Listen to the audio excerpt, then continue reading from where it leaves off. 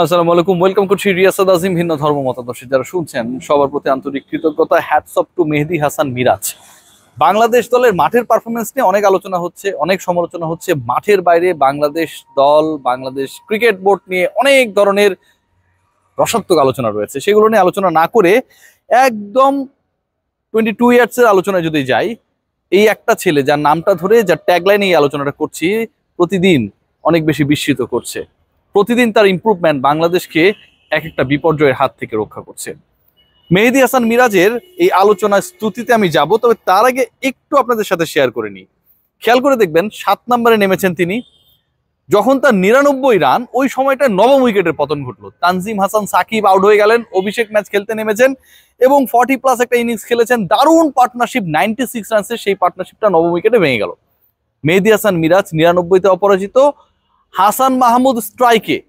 সবার টেনশন যে হাসান যদি আউট হয়ে যান, 99-এ মেহেদী হাসান মিরাজকে ফিরতে হবে অপরাজিত থেকে।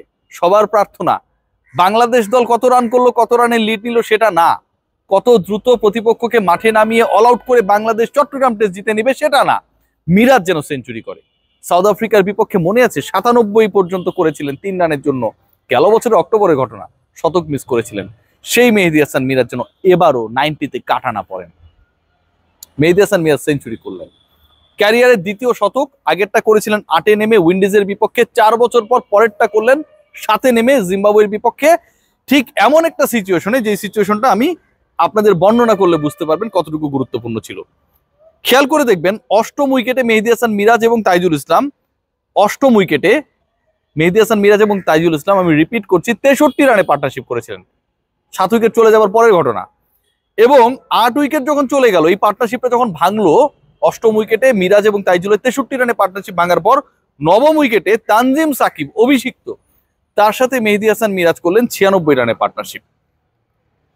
8ম উইকেটে 63 আর 9ম উইকেটে 96 প্লাস করলে 159 রান মেহেদী হাসান মিরাজ যোগ করেছেন, যেই দুজন ক্রিকেটারের সাথে, একজনের নাম তাইজুল ইসলাম, আরেকজনের নাম তানজিম হাসান সাকিব। বাংলাদেশের 444 থেকে 159 বা 160 যদি বাদ দিয়ে দেই, লিডটা কত থাকে? বাংলাদেশ কিন্তু এই মুহূর্তে যে কমফোর্টেবল অবস্থায় ছিল, সেই কমফোর্ট থাকে না ভাই। মেহেদী হাসান মিরাজের ইনিংস নিয়ে অনেকে আলোচনা করেন, সেঞ্চুরি করার সময় নিয়ে অনেক আলোচনা করেন, এক সেঞ্চুরি পরে আরেক সেঞ্চুরির গ্যাপটা কেন 4 বছরে, সেই আলোচনা করেন। কিন্তু যেই সিচুয়েশনে এই ছেলেটা ব্যাট করেন, যেই সিচুয়েশনে বাংলাদেশ দলকে তুলে আনেন, যেই সিচুয়েশনে আজকেও অনেকে বলতে পারে জিম্বাবুয়ের বিপক্ষে, হ্যাঁ ভাই, জিম্বাবুয়ের বিপক্ষে বাকিরা পারে নাই। 6টা উইকেট বাংলাদেশে খুব দ্রুত পড়েছে, 130 রানের মধ্যে পড়েছে, বাকিরা পারে নাই। সেই জায়গাটায় মেহেদী হাসান মিরাজ অনন্য। সেঞ্চুরি নিয়ে তাই আলোচনা হবে না, আলোচনা হবে ডেডিকেশন নিয়ে। তাইজুলের সাথে, তার স্পিনিং পার্টনারের সাথে, কিংবা পেস বোলার যিনি প্রথমবার টেস্ট খেলতে নেমেছেন, যিনি এর আগে টেস্ট কখনো খেলেন নাই, টেস্ট ম্যাচে কেমন করে বল আসে, উইকেটে কি আচরণ করে, যে ধারণাগুলো হয়তো সে তাত্ত্বিকভাবে জানতো, প্র্যাকটিক্যালি আজকে প্রথম পেল, সেই তানজিম সাকিবের সাথে মেহেদীর পার্টনারশিপ তার ডেডিকেশনকে সংজ্ঞায়িত করে। খেয়াল করে দেখবেন আগের টেস্টেও বাংলাদেশের বোলাররা অন এন্ড অফ খারাপ করেছে, মেহেদী হাসান মিরাজ কিন্তু 5-5-10 উইকেট ঠিকই নিয়েছেন।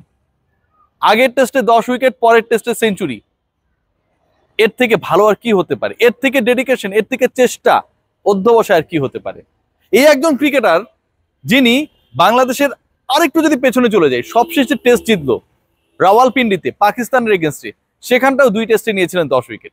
সেখানটাও এক ম্যাচে করেছিলেন 77, আরেক ম্যাচে 78। লিটন কুমার দাসের শতক, অনবদ্য সেই পার্টনারশিপ, দ্রুত 5-6 উইকেট চলে যাবার পরেও বাংলাদেশের লিড নেওয়া, রাওয়ালপিন্ডিতে পাকিস্তানকে গোল খাওয়ানো, everywhere Mehidy Hasan Miraz was there and he was the player of the series.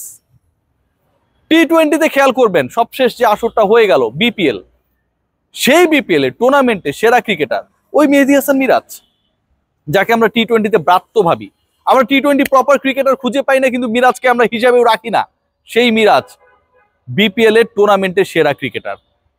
টেস্টে বাংলাদেশের উইকেট টেকারদের মধ্যে 3rd হাইস্ট, সাকিব আল হাসানের পরে আবারও একজন বাংলাদেশি টেস্ট ক্রিকেটে 2000 রানস অ্যান্ড 200 উইকেটস, এই যে এলিট ক্লাবে প্রবেশ করলেন, ওয়ার্ল্ডে মাত্র 26তম। মেহেদী হাসান মিরাজ যখন তার টেস্ট ক্যারিয়ারে রান 3000-4000 হবে, উইকেট সংখ্যা যখন 400 হবে, ভাবতে পারেন কি সুপার একটা এলিট ক্লাবে তিনি চলে যাবেন। সেই পার্টিকুলার ক্রিকেটার আমাদের অ্যাসেট, বা আমরা সেই মূল্যায়নটা তাকে করি না। দেখুন 3টা ফরম্যাটে বাংলাদেশ খেলে, টেস্ট, ওয়ানডে, টি20। মেহেদী হাসান মিরাজকে এখনো আমরা ছোট মনে করি, সাইজে ছোট, সুন্দর করে কথা বলে, মিষ্টি মিষ্টি কথা বলে, কারোর সাথে গ্যাঞ্জামে নেই, কোনো এলিগেশনস নেই, মেহেদী হাসান মিরাজকে পাত্তা দেওয়া যাবে না। কোনো ফরম্যাটে তিনি ক্যাপ্টেন না। নাজমুল হোসেন শান্তর ক্যাপ্টেন্সি নিয়ে আমার কোনো কোয়েশ্চেন নেই, বাট 3 ফরম্যাটে কোনো একটাতে মেহেদী হাসান মিরাজ বিবেচ্য হবে না। আপনি লিটন কুমার দাসকে টি20 ক্যাপ্টেন নিয়ে বিবেচনা করেন, মেহেদী হাসান মিরাজকে কোনো ফরম্যাটে আপনি বিবেচনা করতে পারেন না, এতই অযোগ্য সে। হয় না এই আলোচনা। মেহেদী হাসান মিরাজ যখন বিপিএল এ আলোচনা করে, ভালো খেলে, টুর্নামেন্টে সেরা হয়, সেই আলোচনাটা হয় না, মানুষ ভুলতে বসে। খেয়াল করে দেখবেন, সাউথ আফ্রিকার বিপক্ষে বাংলাদেশ যে খেললো সেখানটায় 97 করেছেন। পাকিস্তানের এগেনস্টে তার ব্যাটিং এ 2টা ইনিংসে রয়েছে, একটা 78 একটা 77। আজকে তিনি শতক মেরেছেন।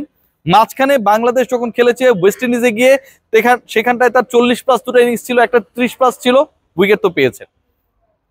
বাংলাদেশ ক্রিকেটের এক আনসাং হিরো তামিম ইকবাল বলেন যে সবচেয়ে আন্ডাররেটেড বাঁহাতি স্পিনার তাইজুল ইসলাম। আর আন্ডাররেটেড ক্রিকেটার যদি আমরা কাউকে বিবেচনা করি, সেই ক্রিকেটারটা টু মি আর কেউ না, মেহেদী হাসান মিরাজ। বাংলাদেশের অনবদ্য সাফল্যে তো তিনি বড় একটা ভূমিকা পালন করেন, যেই ফরম্যাটে হোক। ইংল্যান্ডের বিপক্ষে টি20 সিরিজে হোয়াইট ওয়াশ করার কথা হোক, ভারতের বিপক্ষে এই মিরপুর শেরেবাংলা স্টেডিয়ামে টানা 3 ম্যাচ জিতে ওয়ানডে সিরিজ জয় হোক, সেঞ্চুরি হাঁকানো হোক, মাহমুদুল্লাহ রিয়াদের সাথে অনবদ্য পার্টনারশিপ করা হোক, পাকিস্তানের বিপক্ষে রাওয়ালপিন্ডিতে ভালো করা হোক, কিংবা চলমান টেস্টে সেঞ্চুরি করে 7 নম্বরে নেমে 8ম উইকেটে 63, 9ম উইকেটে 96 রানে পার্টনারশিপ করে তাইজুল এবং তার আরেক পার্টনার তানজিম সাকিবকে নিয়ে প্রায় 160 রান স্কোরবোর্ডে যোগ করা হোক, এগুলো ভাই খুব সহজ কাজ না। এই সহজ কাজগুলো, যেগুলো কঠিন কাজ, খুব সহজভাবেই করেন সহজ সরল ছেলেটা। সবাই ভালো থাকবেন, আমার কিছুই বলার নেই। মিরাজের জন্য শুভকামনা, অ্যান্ড হি ডেফিনেটলি ডিজার্ভস মোর। তাকে যতটুকু দেয়া হয়, যতটুকু পান, যোগ্যতা অনুযায়ী পান, কিন্তু কম পান।